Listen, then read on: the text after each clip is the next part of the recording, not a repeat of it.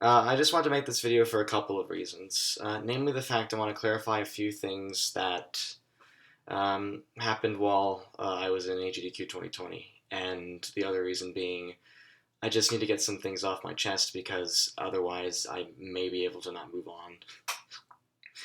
Um, I'm not even sure where to begin or even where to start. It's just so hard thinking about even what the title of this video because I'm just not too sure. Um, but the main thing is I want to say uh, I really am sorry for how I came off to some people, and I want to say wholeheartedly that I did not intend to come off as arrogant or selfish or in any form boastful of myself. I was diagnosed with Asperger's syndrome or high functioning autism in 2007 when I was 7. But the main thing is just that I have a difficult time conveying tones a lot of the time, and certain things that I meant to be as jokes actually came across, and I admit fully they came across as like humble brags in some form or another, and I that was not my intention when I was thinking through it. I was just like, oh gosh, I meant to say this. For instance, when I often because I often repeat myself when I said things like "oh, math major," by the way, that was actually me trying to say that oh, I am overcomplicating this entire description of everything. Why am I using all these terms? And that was in the back of my head. I was thinking, oh yeah, they'll see the relation between me saying all this and being like oh this is a self joke, this is self humiliation. When it came off entirely different, and that's because I only stated that. And I realize that's an issue that I've been dealing with all my life, and it kind of showed on stage in pretty pretty what's the term, unflattering ways, and that's not how I meant for it to come off. I often repeat things because I don't know what else to say, and I like to fill the air. I'm one of those kids that in class unfortunately raises their hand just to ask a question, just because there needs to be a question asked. Otherwise, I feel awkward. Silence is something that I've never really been that comfortable with. And that's also one of the reasons why I talk quite fast. I've often thought at a million miles a minute and haven't thought properly through what I'm saying at points, which has always been a worry. The other commentators even mentioned, I really hope you don't say something you will regret. And a few things, of course. During the run, I often repeated myself, often did these sorts of same things to the point where people just joked about them. And it's hard. It's hard living with that, but I also know that it's my fault and I did that incorrectly. Um, another point I want to make is that there's some circumstances surrounding my run that didn't really appear on stream very well, and I made some guided efforts to actually do some things that didn't show up well in the stream. For instance, I know some people complained about donations not being read. I actually sat with my couch, and you can ask any one of the members of my couch, DSS, Sid, Critical Sid, Triple Agent, White Dawson, or Diamond 4444444, whatever, um, or just Diamond, um, about these sorts of things. I actually set times for when to read donations, the first of which was actually not fulfilled due to the fact that the host was unfortunately away during that time, and so once the host returned, I was already trying to finish an explanation, and because of the way I kind of work, which is just an unfortunate fact of who I am, honestly, I needed to finish that idea so that it didn't get lost, and so I can be a bit interrupted at those points in time. That's really mostly due to my ADHD, but I do take blame for interrupting for that one. I set across time for about 4 different periods. That was Tropical Jungle, walking before Tropical Jungle, the walk, all the walking in the hub world before Wet Acropolis, the second half of Wet Acropolis, and finally I wanted to do it at the end of Idlis 3 during the last half, but because I was uncertain of whether or not I would have gotten a 220 or 310, I was waiting to see what happened, and so due to the excitement of the run, I actually wasn't able to say donations when I wanted to. I wanted to chat out donations. The other thing I want to mention is the end of the run. When I did a bit of extra stuff and then was called out for it on stream, I learned afterwards that the producer was away when I asked the question. When I asked if it's okay to do this, if we have time allowed, shouldn't we get back on schedule?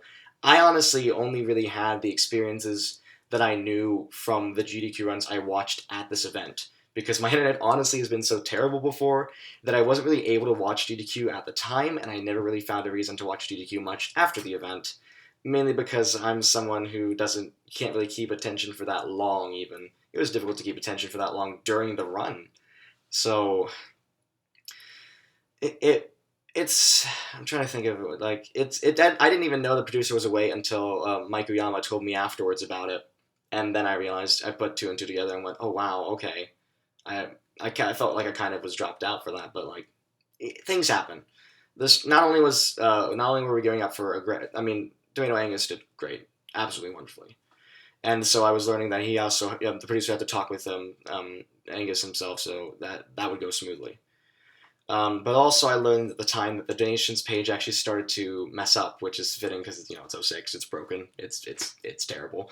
Um, I learned that the donations page started messing up at that point in time, and it felt kind of bad. People were saying me as the person that caused those bad donations. I admit I possibly had some part in that. I think my commentary style at the time wasn't very um, suitable for GDQ. I don't think it's that the commentary style I did is a necessarily inherently bad commentary style. My commentary was derived from scripts and sort of basic dot points I made for more niche runs like Sonic Speed or just a friend of mine, um, their marathon to help their heart condition, stuff like that.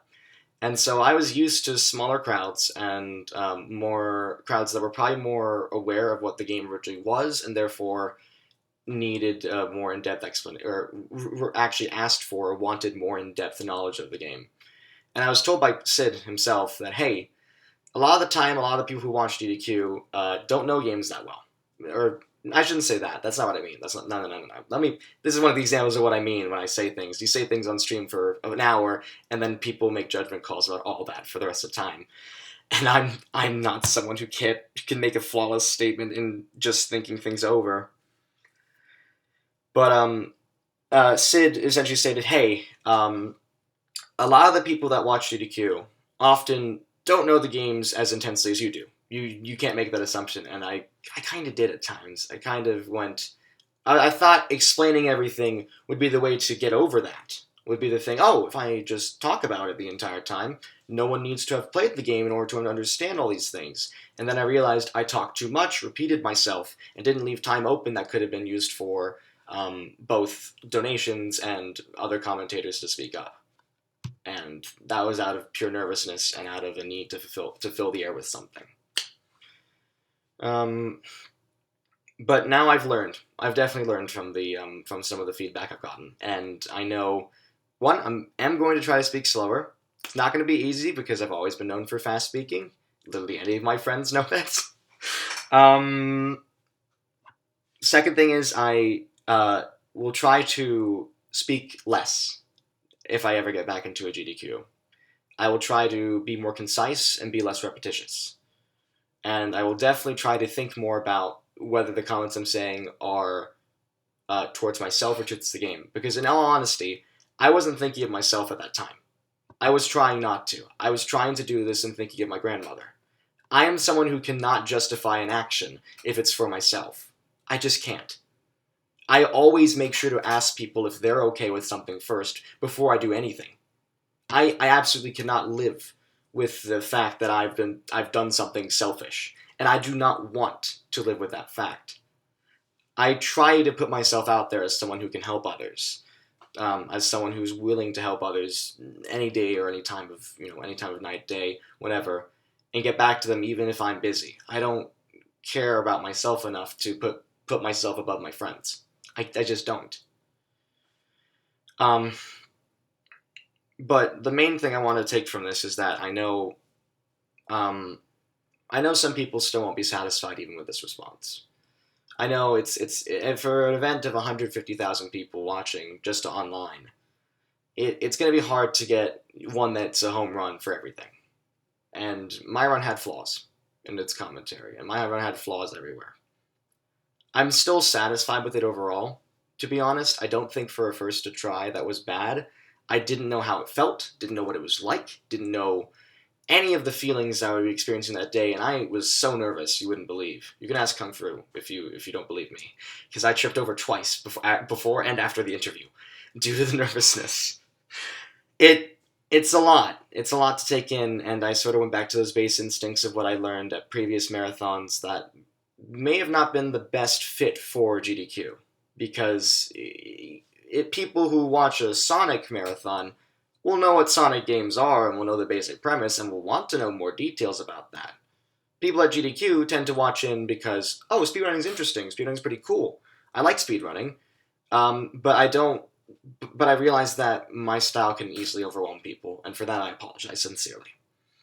And I also want to say I'm greatly sorry for repeating myself fairly often in the run, as I've already mentioned. As you can see, I'm repeating myself right now, but I need to make that evident because I truly did not mean to spawn this much hate. I didn't want people to be this upset. I didn't want people to be this annoyed. I didn't think everything I was stating would cause all this, and if you ask anyone who was at the event at that time, you'll know how hard it was on my psyche. I pretty much completely crashed once I saw the negative reception. There was a lot of people that said a lot of good things. There's a lot of people that defended me even after some of the negative comments I received. And I was trying to be as open and accommodating as possible. But I took it too hard on myself. Because honestly, I'm someone who views everyone else with optimism and views myself with complete pessimism. It's hard to deal with all this, as someone, I guess, so vulnerable. It's not easy. I know I can improve from here. I do not think that my run is that bad. Skill-wise, as Sid told me, skill-wise, it was pretty much perfect. It was the better than anyone, and I'm including myself here. It's better than I could have expected for a GDQ, and I didn't really make that apparent because I was still in shock at the end of the run that that's the one I got. I didn't think I'd get a sub 50. Sub 50 is really good. But I wanted to make thank yous. I wanted to state people should donate for the charity. I wanted to state all that at the end of my run, and I had it planned. I did. I had it planned in my notes from a while back. But I just was such in shock and didn't know what to do thereafter once everything was done and said and done that I didn't get to it. And I apologize. Now I'm trying to think. Again, I just think I need to adapt more for a larger setting like this. And vet my commentary a bit better to ensure that I don't make choice comments that people can become annoyed about. I genuinely did not mean any harm. I did not mean to provoke any responses that made me seem self-interested or completely oblivious to the fact that people were on my couch. Because the story really is that we all didn't know what we were doing. It's the first time this story had been in 7 years. Of the commentators originally, there was supposed to be Liam was supposed to be mic'd, Sid and Wyke, who were mic'd, but the unfortunate thing was Sid had his run for Sonic Colors just 2 hours before mine, so he obviously had to prioritize practice for Colors over commentary for the couch. And so, unfortunately, that kind of led to him being unable to really coordinate with me or coordinate with anyone do that. But I mean, I don't mind because Sid's run was amazing. And I'm so proud of him for showing off Sonic Colors. So I didn't mind. I thought, oh, okay, well, we'll just adjust. Wyke actually watched a lot of my runs on the days before the event, and Wyke is one of the chillest people I know. Wyke is amazing. I mean, all the people on my couch are amazing. I'm gonna say that right here and right now. They were amazing. They are amazing. They are supportive. They've helped me after this whole aftermath and have all been very good friends. I've enjoyed meeting them. I've enjoyed talking with them, fighting for things with them, playing with them. It means a lot to me that we have this community here in Sonic 06. It made me feel a lot more secure in the aftermath of all this. But yeah, the thing with Wyke said then later he was embarrassed to talk on stream. He was worried that he would be put in a cringe compilation. And then I asked him bluntly, "Hey, was that because of me?" And he just said no. He just said he was worried if he spoke, then things would come out that would be memed. But I guess he didn't need that. I already did that well enough, apparently.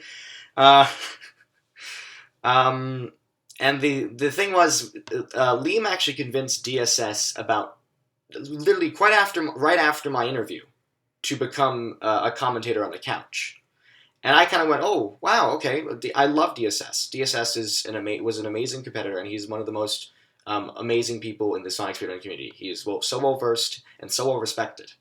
Everyone who's into Sonic games or into Sonic speedrunning knows DSS, and DSS is effectively viewed as almost like a god figure in the speedrunning community. He's that good, and the unfortunate part is that it was just such a sudden change. And as someone with autism, sudden changes don't really go well with me. I didn't know how to adjust with DSS on couch because I didn't know what DSS would say.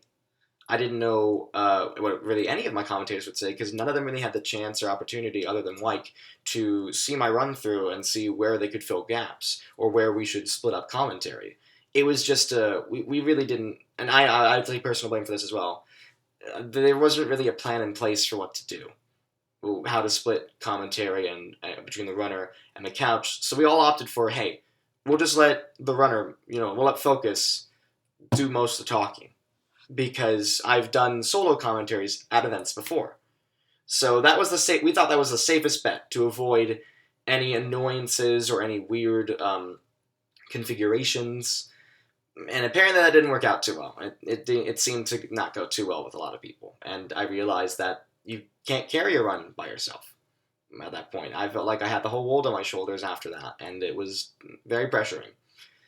And now I know for future events, for sure, that I'm going to try and get a better coordination with Couch and with myself, and make a concerted effort to improve upon any apparent interruptions or any poor commentary on my part, and better division of commentary between, and interaction between, for sure.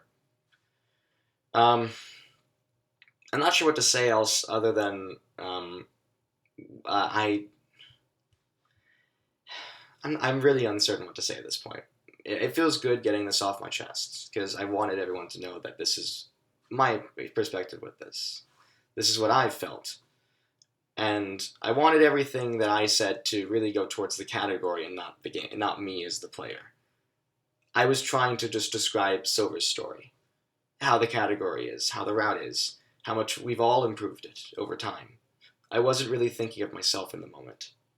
And in doing so, I made decisions that actually showed negatively on myself. That was never my intention. I can promise you that for certain. I really can. I